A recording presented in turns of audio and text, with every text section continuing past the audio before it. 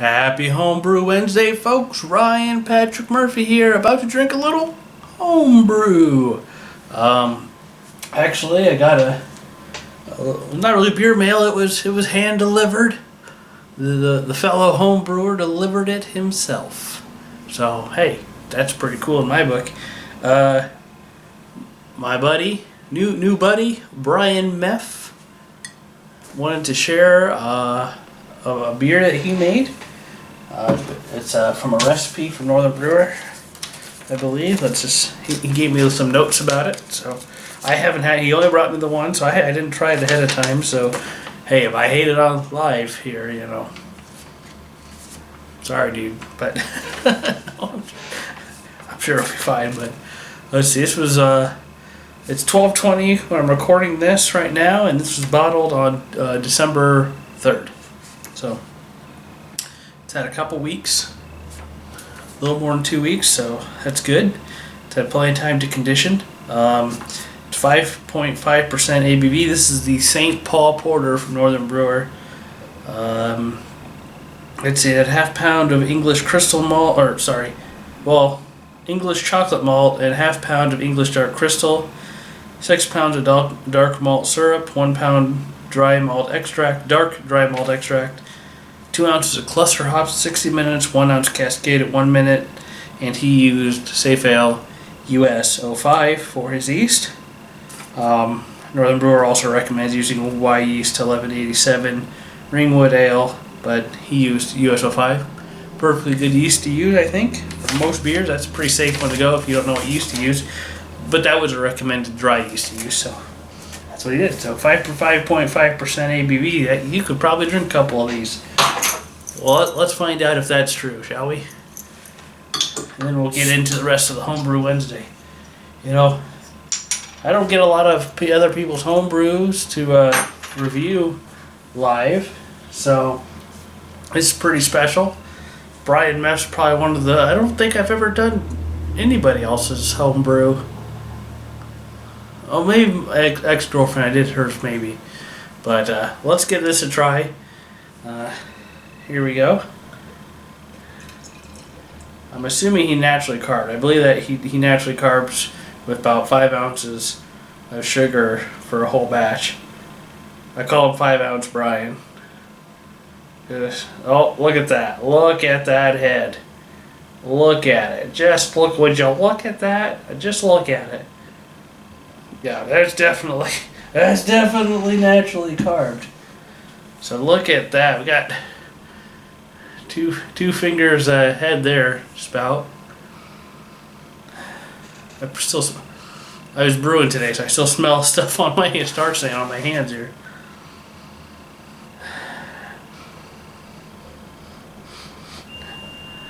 Not a whole lot in the aroma, but it's a porter. You wouldn't expect too much. A little bit of sweetness, kind of a little chocolatey sort of thing. I'll read the description of. I haven't read the description of the beer because I didn't want to come up with any preconceived notions like I do on my other beer reviews. So I'll read the little Northern Brewer description after I take a taste here. Let's see. You're not getting any light through that. I mean, you got to have a pretty bright light to get through that. Let's see if we can get a light here. All I got was a phone. I need to get a flashlight out here again. Since I moved, I can't find any of my crap. No, they're not getting any light through that. Look at that. That is dark, isn't it? Wow.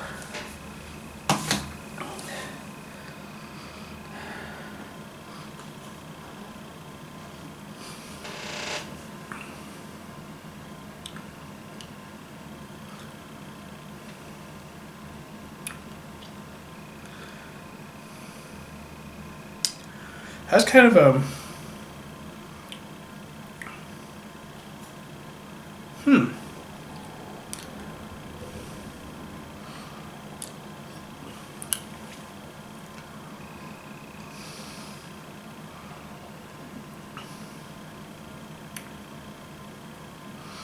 It's carbonated pretty good.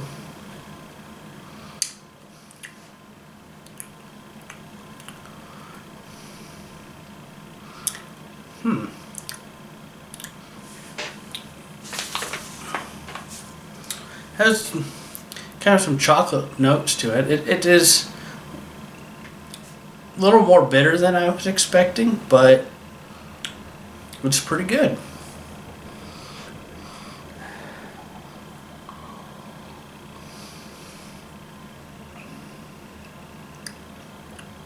There's really good mouthfeel to it.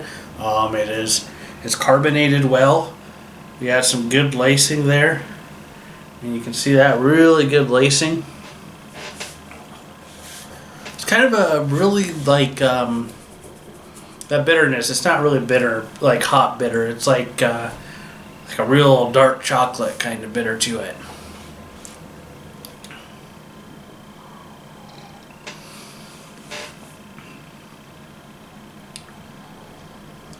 Wow, that's pretty good. I like it. Now for homebrewers beers, I'm not going to give a score or anything like that. You know, pretty much just get the I like it or I don't like it. This is pretty good. I appreciate this, Brian. Thanks for sharing this with me. At some point we'll hang out and you can try my beer on the keg. I should have given him. I have all these stout, big liter bottles of stout. I should have given him one of those, and he could have filled the bottle back up, brought it back with his beer in it again, or so, or whatever, or brought it back empty. But just had a continuous beer trade. Didn't think about that. Should give him one because I have a lot of my stout in there. I need to drink it, but it's a little thin. But it's all right. This is pretty good. I like this. It is. It's like a dark chocolate, real dark chocolate.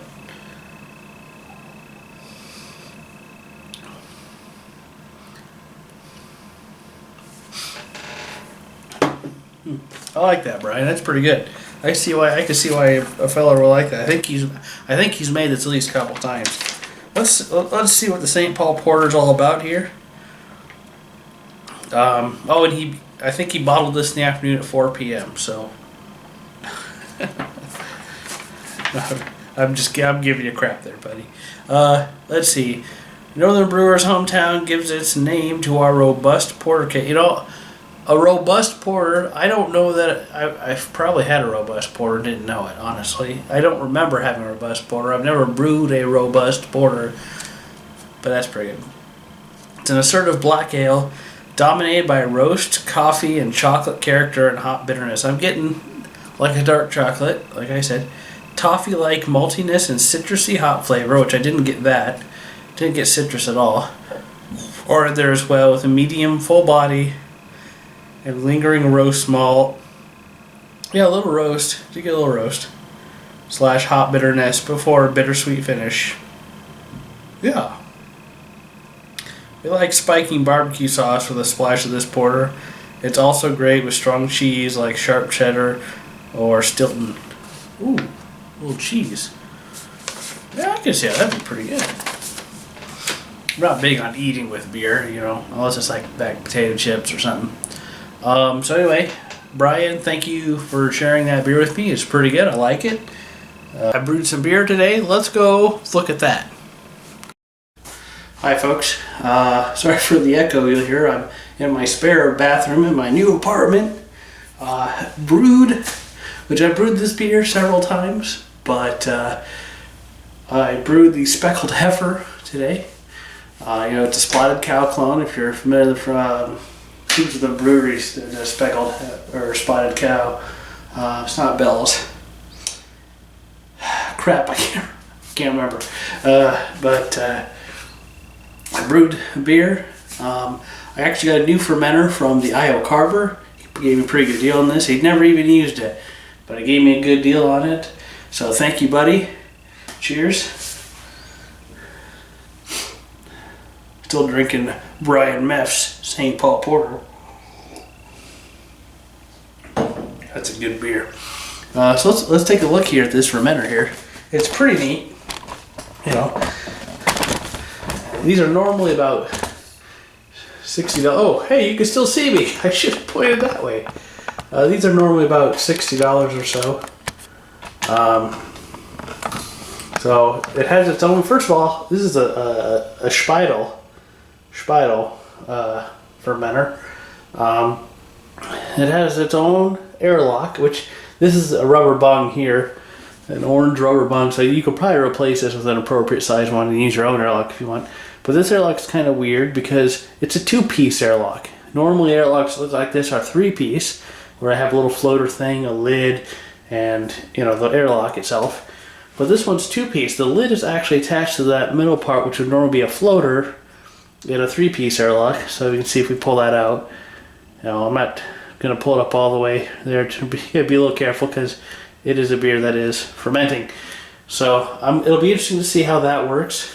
This is a screw-on lid. This screw-on part is separate from this part here that the bung is in. So that's multiple pieces. This is a 7.9 gallon or 30 liter fermenter. So you see my 5-gallon batch of Speckled Heifer here just gets over the halfway mark. And it comes with a little valve on there, so I can, and I tried to do a little research, and the first message board I saw said that needs a 1/2-inch inner diameter vinyl tubing to attach on there. You can also get a solid piece that doesn't have the valve, it's just a cap. And a Iowa carver hooked me up with that too, so I got the whole bundle. I was reading somewhere these handles can support up to, each can support up to like 60 some pounds or like 130 pounds if they're used together.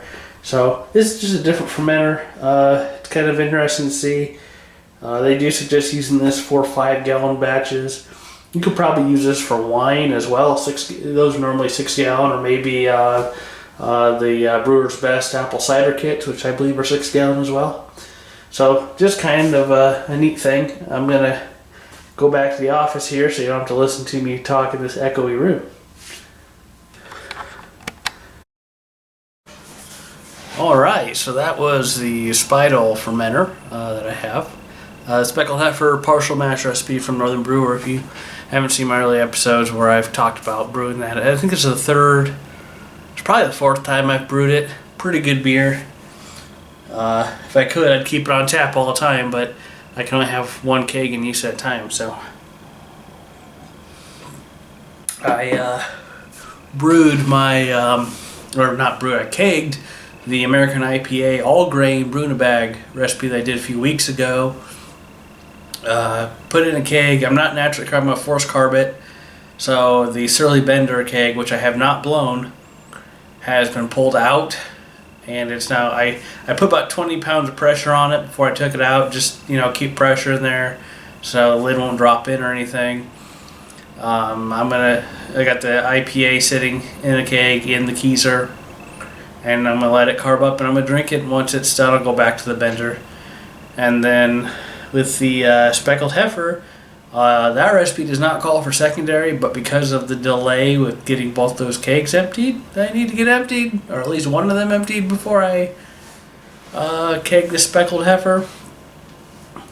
I am going to put it secondary, which I've never done before. It'll probably be fine, it's not a big deal. Secondary is a good spot to put beers that you just need to wait until you're ready for them. You increase your chance of oxidation and all that, but most of the time it'll be fine. It'll be fine. So that's all I got for you this week, folks. Cheers, 17. Thanks for watching, and we'll catch you next time. Happy Homebrew Wednesday.